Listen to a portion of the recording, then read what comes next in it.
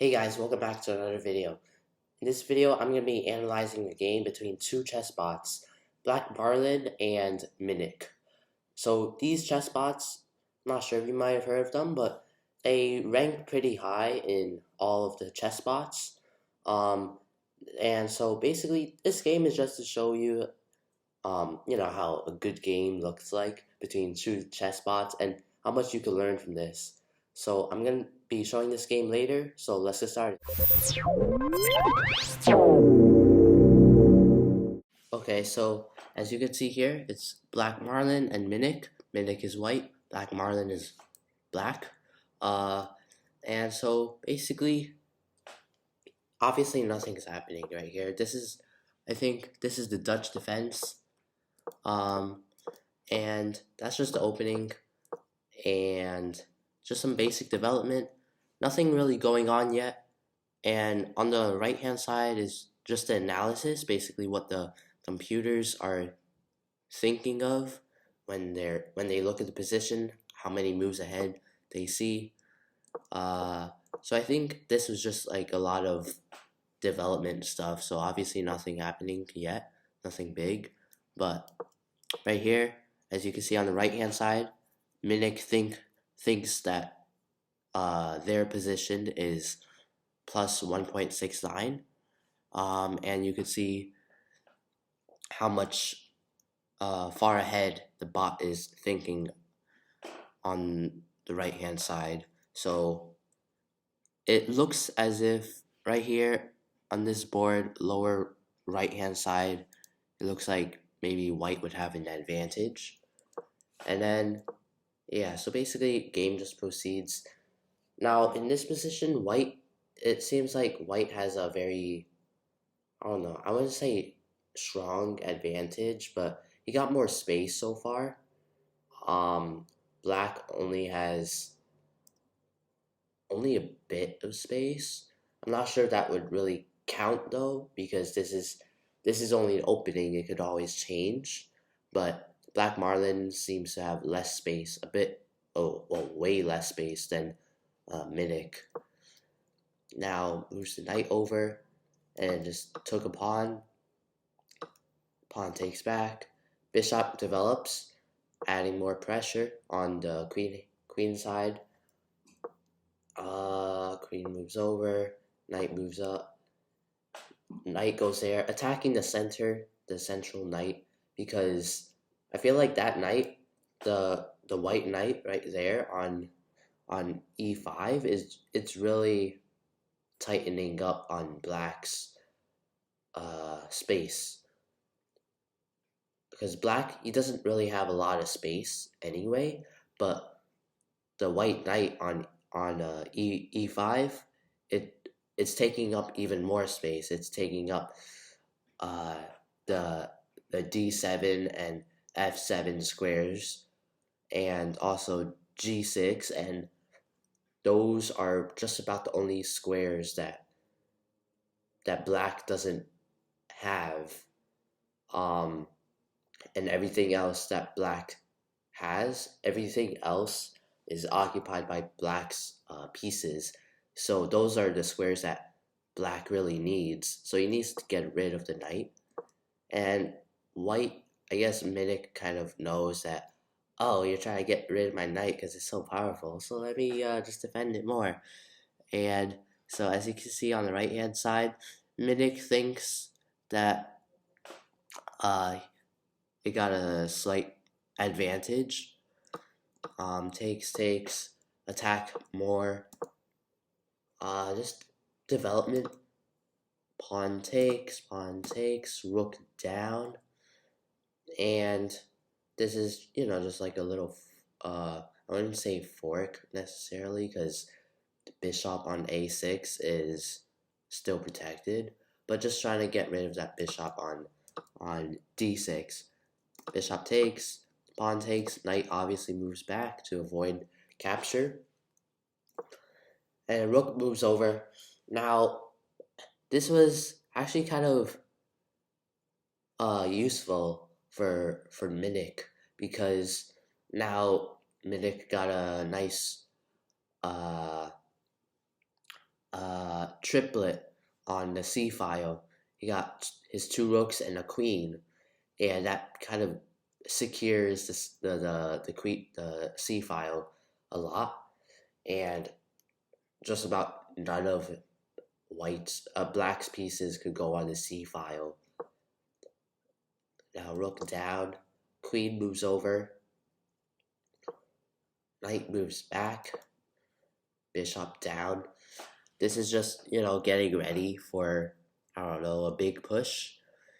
Notice that black is, I wouldn't say too defensive, but Blackmarlin is pretty defensive right now. All his pieces are huddled near the corner, while Minic's pieces are just attacking. But as you can see on the right hand side, there's not much of a clear advantage right now. Now the bishop moves down, rook moves down, and then the knight moves to g6, and just attacking that center pawn because that's still annoying. So protect. King moves over, and at this point, I'm feeling like black, even though Blackmarlin seems to be in a really tight position, a defensive position, and doesn't have a lot of space. I feel like Blackmarlin is trying to gather up his units just to make a push on the king side, because moving the king away, I mean, this might not seem like much, but that might be because he's trying to get the king over to a safer spot, a slightly safer spot, and just, make sure that his king is super well defended so that he can make a bigger push. And on the right hand side, we see what the two bots are thinking of right now. So Minic is obviously planning some sort of big king side push against Blackmarlin's king, while Blackmarlin, his analysis board is kind of neutral. For both black and white, they have equal positions, and not one really has a big decisive advantage over another. So I feel like Blackmarlin is thinking, okay, this is a pretty neutral position, while Minic is thinking, okay, let me try to get a king side push.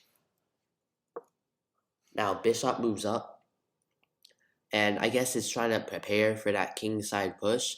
As you could see on the lower right hand side, white is obviously trying to plan to move his two pawns on the G and H file to the 5th rank. So this bishop moving up here would support this push. Help the G pawn move first to G4 and then to G5. Now the bishop moves down. And now you can see that both of the computers analysis, or not both, but Minic's computer analysis had changed. So after Blackmarlin made his move, Minic was probably had to obviously recalculate the choices that it had. And so this I think it kind of cuts off the two rooks entrance into black territory. So this bishop, notice that it just moved one square, but that one square was actually kind of important.